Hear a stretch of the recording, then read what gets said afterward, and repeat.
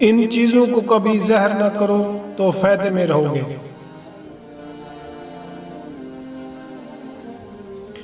Number 1, किसी का ऐब।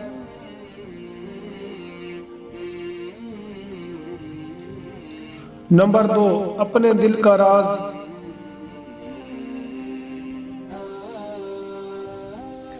नंबर 3, अमानत की बात। नंबर 4, अपनी पूरी ताकत। नंबर 5, सफर करने की हिम्मत।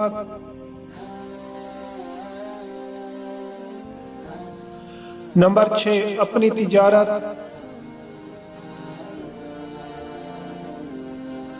नंबर 7, अपनी जरूरत। नंबर 8, अपनी बीवी का राज।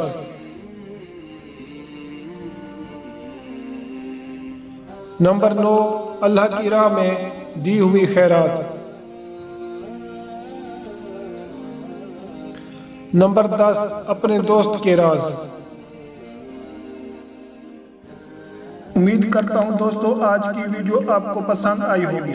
अगर आप दोस्तों को हमारी वीडियो पसंद हो तो वीडियो को लाइक करें, शेयर करें और मुझे कमेंट करें कि आपको हमारी वीडियो कैसी लगी है।